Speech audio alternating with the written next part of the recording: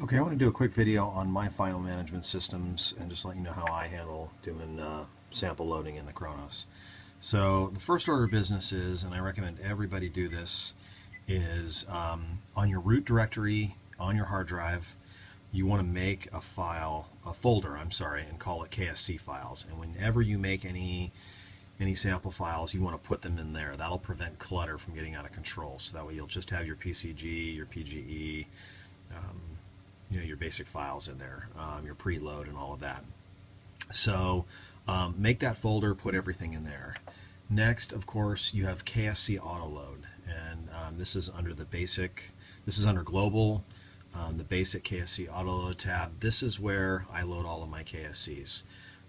You've obviously got your factory load, but then on top of that, what I do is every single sample that I make my own KSC file.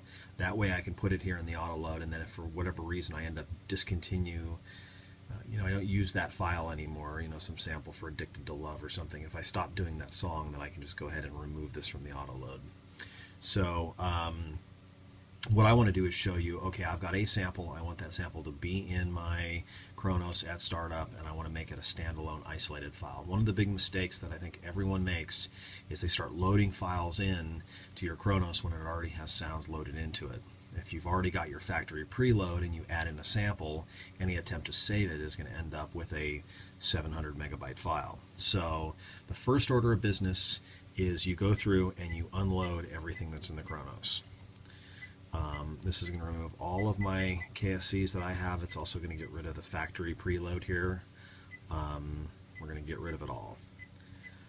Now you will find that sometimes your Kronos will still make some sounds because the EXI engines don't really require anything to be loaded. So you'll find your synths and your organs will still work. So don't panic if you have everything cleared out of here, but it's still making sound. So anyway, you uncheck every box and then you hit down here, do auto load now. And what you're going to do is, if you'll notice, this bar right here will go from having EXI, EXS and user banks and sampling will go to nothing. So it's all free. So this is an original Kronos. I have more memory, but I haven't put it in yet as I haven't needed it using this system. So anyway, so now what I have essentially is a completely blank Kronos. There's nothing in here.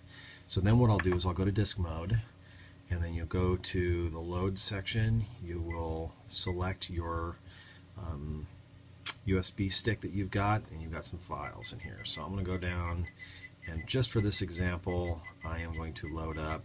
It's actually something I don't use anymore, but it's the intro to Thrift Shop, that big hit that Macklemore did. So I'm going to load it into memory here, and it'll load up. Now I go over here to the sampling button, and what I do, I'm now in the sampling section, and I go to the sample, and I have a sample right here, Thrift Shop intro. It's assigned to key C2, so sure enough. Hey Macklemore, can we go thrift shopping? So that is now in there. Now, one of the things that commonly happens is the knee-jerk reaction is to go in here, to rename the sample, call it Thrift Shop, and then immediately convert it to an MS program. You do not want to do that yet, and I'll explain why in a minute.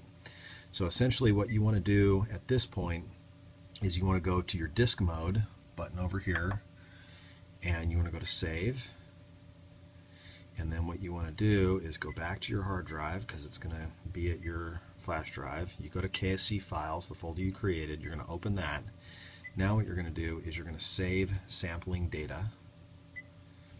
And here you're going to call this Thrift Shop. I'll just call it Thrift. Okay. And then what you want to do is sampling mode data, and you want to come down here to force new user bank sample ID, or user sample bank ID. When you do this, check this box. If you had created a program, you've destroyed the connection between the sample and the program, which is why you want to do this first and then create the sample bank. So I've created, I'm calling it Thrift, I'm saving the sample mode data, and I'm forcing a new bank. It's in the KSC folder up there. So I'll go OK. There it is. So now I have Thrift KSC, and I've got Thrift user bank KSC. Thrift is going to be much larger. The user bank allows you to stream it off of the hard drive, the internal hard drive, which will take up a lot less space. So now you want to go back to your sampling button, And now you want to go ahead and rename the sample, thrift intro. I'm happy with that. And then you want to go ahead and convert multi-sample to program. Here, you're going to clear this. You're going to call this thrift. I'm going to say thrift intro, just because I want to be more specific in this case. Pick your destination. I'll put it under user G. I'll stick it here. User G069. Okay, and you're going to go ahead and save that. Convert multi-sample to program, yes. Okay, so now, whenever I come over here and hit this button, Can we go thrift shopping? that's hitting my C2. So now I've saved this to the hard drive, I've created a program for it. Now what I need to do is set it up so that it auto loads. So now I'm going to go back to the global button, bring me to the global page, and sure enough, basic KSC auto load. I'm going to add a KSC file to my auto load, and I'm in here in my KSC files folder, and I'm going to go down here until I find thrift shop. Now here you want to use thrift_userbank.ksc, much smaller load. You're going to add that to your list of available KSCs. Now I'm just going to go in here and select all of my other KSCs again, and I have a bunch of things. I'm in a couple different bands, Uptown Funk, I've got TNT, I think I do the Oys, got some of those sampled, me saying that. Yeah, more Uptown Funk stuff. I've got some Yamaha samples for Jump and a bunch of other things. So you go in here and one by one you select all these KSCs. As you can see, I load quite a few of them. Got that Purgatory Creek CP80, I've got an Air Raid Siren, I've got Addicted to Love. Okay, I think that's all of them. So now, if you'll notice here, I've got nothing, I've got 0.5 in sampling, that's that current sample I just loaded. Now I'm going to go ahead, select all of these, and do auto load. And when I do, this will load up. And now you're going to see, I'm going to get a significant amount of blue here, and then red. But you'll see that loading up all these samples, and you know, I have some pretty extensive ones. You know, lots of special effects stuff, car crashes, and you know, the Air Raid Siren. I think we do a Black Sabbath song that does that. So loading, loading, loading. It's that factory, the preload KSC is really the biggie that's taken most of this time to do. Now when you're done, you can see I'm taking up 748 in user banks, and I got 0 in sampling because it's everything I load is via user banks, so still have a lot of room left.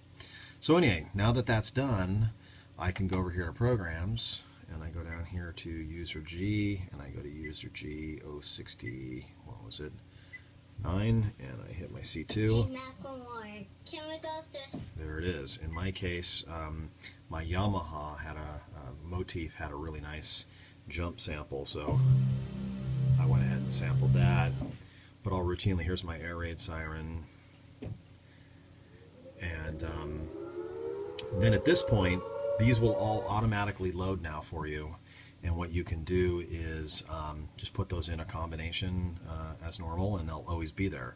So the advantage of this system is, if down the line I'm deciding that I'm no longer going to do that air raid, I can go ahead and just remove this KSC from the auto load, and it'll take up accordingly less memory. So anyway, that's a quick overview on how I do it. You got any questions, let me know. Sorry if it's not the most elegant, but hopefully this will help you as it helped me. Thanks.